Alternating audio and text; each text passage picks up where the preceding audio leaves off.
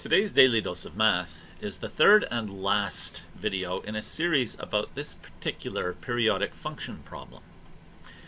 In the first video, we learned that we can answer questions about a periodic function by drawing the graph bigger.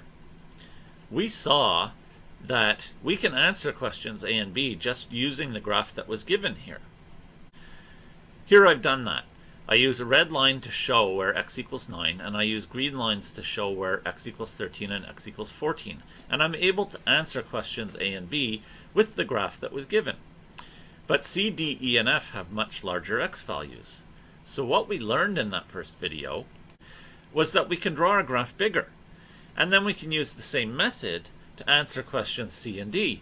But in this case, E and F still don't fit. So we have to draw our graph even bigger, like this. Well, this can be quite time consuming, so there has to be a better way. In the second video in our series, we found a better way. We realized that we can take advantage of our knowledge of the period of the function and the part of the graph we can see to figure out the answers to questions about parts of the graph we can't see. So for instance, in question C, we need to know what y looks like when x equals 62. And we realize that when x equals 62, it looks the same as when x equals 2. Then we're able to look at x equals 2 on our graph and answer our question. The pitfall of this method is that too much of it is happening in my head. And if I plunk down the right answer, that's nice, but teachers usually want you in a math test to be able to justify an answer somehow.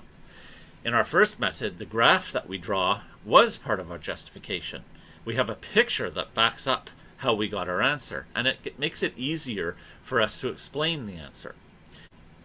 But with our second method, we don't have that larger graph as part of our justification. So the student ends up having to write a paragraph with clear sentences that explain the logic that's used. And my students usually prefer not to have to express themselves with paragraphs and sentences. They prefer to have a mathy way of giving their answer. And that's what we're going to do now. We are going to show the math notation that allows us to use our understanding of the period of the function and the part of the graph we can see to answer questions even with x values that are very big. Like in question E, what is the value of y when x equals 133? Let's go right back to A though and answer all of these questions using this notation. What is the value of y when x equals 9? I understand that I can see x equals 9 on my graph, so I can just answer the question. But another way of answering it is to use functions notation to say f of 9 is the same as f of 4, which is 1.